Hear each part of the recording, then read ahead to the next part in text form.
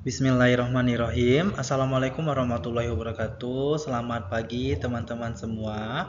Alhamdulillah hari ini kita kembali lagi pada pertemuan pembelajaran kita.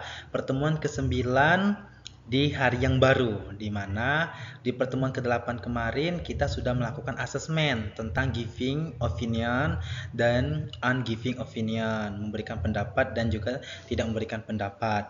Nah, hari ini kita akan belajar tentang orientasi dan diagnostik. Nah, jadi ini tetap juga sama memberikan giving opinion dan social issue. Dengan saya sendiri, Adi Chandra, kelas 9 paket B, Pelita Bangsa atau PKBM Go Digital, teman-teman.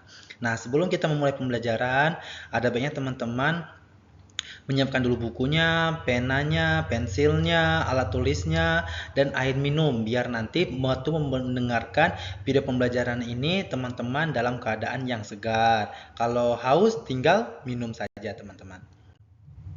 Adapun etika dan nilai karakter, saling memuliakan dalam berpendapat, keberanian, empati, dan etika berkomunikasi. Ini tentang bagaimana cara kita memberikan pendapat tadi teman-teman. Etika berkomunikasi itu sangat penting sekali untuk menentukan nilai karakter pada diri kita sendiri.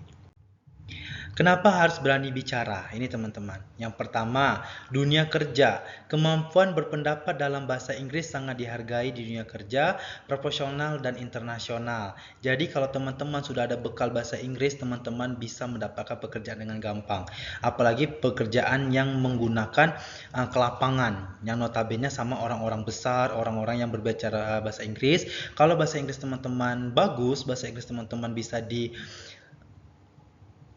bertahankan, maka dunia kerja profesional akan mengikuti teman-teman atau di internasional. Contohnya saja kita TKI atau Tenaga Kerja Indonesia. Itu kalau kita di TKI, terus di Korea, atau di Jepang atau di mana, kita bisa bahasa Inggris itu sangat didahulukan untuk mendapatkan pekerjaan yang layak teman-teman. Seperti di kantor, seperti di bank-bank, itu sangat butuh sekali namanya bahasa Inggris. Jadi dunia kerja itu bahasa Inggris sangat-sangat diprioritaskan teman-teman. Itu yang pertama. Yang kedua, warga aktif, menjadi warga kecamatan selebar yang aktif dan mampu menyuarakan solusi untuk lingkungan sekitar. Jangan kayak kecamatan selebar teman-teman. Kita akan menjadi warga Indonesia yang aktif saja atau mampu menyuarakan solusi untuk lingkungan sekitar kita. Nah, kalau kita di Indonesia itu kita bisa mengerti nih apa tuntutan-tuntutan pemerintah atau kebijakan-kebijakan pemerintah yang menggunakan bahasa Inggris. Kita tidak lagi babo atau kita tidak paham. Kita tahu nih, oh artinya begini, oh pemerintah mau begini. Itu teman-teman bentuk kenapa harus berani bicara. Yang kedua itu adalah penalaran kritis. Nah, melatih otak untuk menganalisa fakta. Jadi otak kita tuh kita analisa dulu teman-teman. Bagaimana bahasa Inggris ini akan berkembang ke depannya nanti. Apakah bahasa Inggris ini bisa ini? Dan yang pastinya dengan bahasa Inggris kita bisa menentukan mana kata-kata yang baik, mana kata-kata yang buruk. Nah, banyak nih kini kan orang kan kayak sudah menggunakan bahasa-bahasa yang tidak enak dalam bahasa Inggris. Nah, kalau kita tidak tahu arti bahasa Inggris, maka kita akan bingung nih apa artinya apa ini artinya apa gitu. Yang pastinya komunikasi membangun koneksi dengan orang lain atau melalui diskusi yang sehat dan saling menghormati. Nah, teman-teman, pada intinya, bahasa Inggris adalah bahasa kedua atau bahasa ketiga setelah kita menggunakan bahasa Indonesia, bahasa ibu. Dan yang ketiga adalah bahasa Inggris.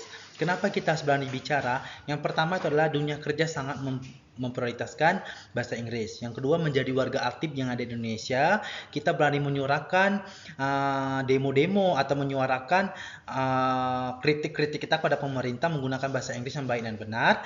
Yang ketiga adalah penalaran kritis, yang keempat adalah membangun komunikasi yang baik antar sesama atau antar warga negara. Dan adapun isu sosial di sekitar kita. Nah, mari kita perhatikan lingkungan terdekat kita yang ada di Indonesia. Contoh di Indonesia sendiri, bagaimana nih lingkungan sekitar kita teman-teman? Apakah Indonesia aman dengan negara-negara lainnya?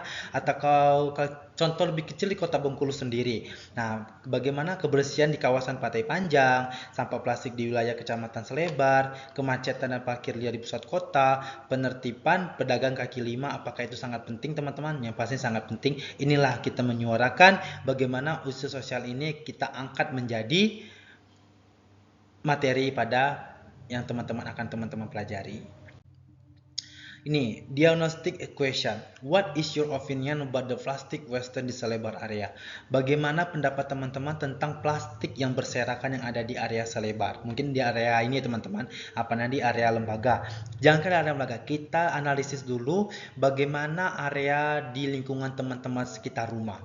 Apakah plastiknya banyak? Apakah penggunaan plastiknya masih banyak sekali? Dari makanan, minuman, semuanya itu menggunakan plastik. Itu teman-teman yang perlu kita perhatikan. Dan adapun target pembelajaran pada minggu 9 ini yang pastinya kita harus 100% aktif teman-teman, karena ini adalah penilaian. Semoga video pembelajaran ini memberi teman-teman masukan dan juga membuka wawasan teman-teman tentang target pembelajaran. Dan adapun expression of giving opinion. Nah, nih, ekspresi memberikan pendapat. Nih, menanyakan pendapat. What do you think about? Bagaimana pendapatmu tentang? Ini sama teman-teman. What is your opinion on? Nah, menurut pendapatmu seperti apa? Beda kan? How do you feel about? Bagaimana perasaanmu tentang? Itu. Nah, jawabannya ini teman-teman. I think that is. Nah, menurutku ini adalah. Ada lagi. In my opinion, we should. Berdasarkan saran saya, kita harus apa dulu nih? Inilah reasonnya atau alasannya. Atau I believe that, aku percaya itu, aku percaya menggunakan ini, aku percaya. Nah, gitu teman-teman. Itu adalah bentuk dari expression of giving opinion. Selanjutnya itu adalah budaya saling memuliakan. Apresiasi setiap pendapat. Dalam forum ini tidak ada pendapat yang salah. Kita menghargai sudut pandang dengan mendengarkan tanpa memotong pembicaraan, menggunakan bahasa yang sopan meskipun tidak setuju, memberikan umpan balik yang membangun atau yang konstruktif.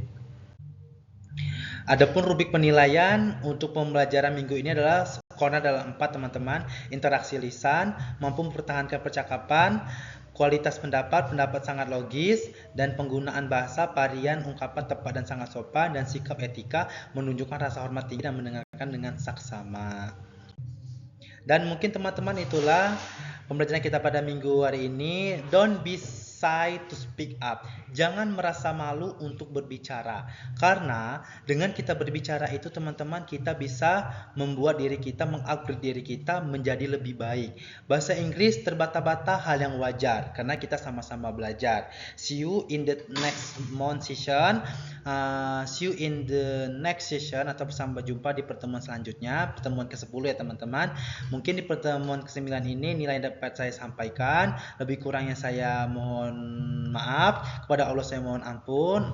Akhir kata, wabillahi taufiq walhidayah. Wassalamualaikum warahmatullahi wabarakatuh. Sampai jumpa di minggu selanjutnya. See you, bye bye.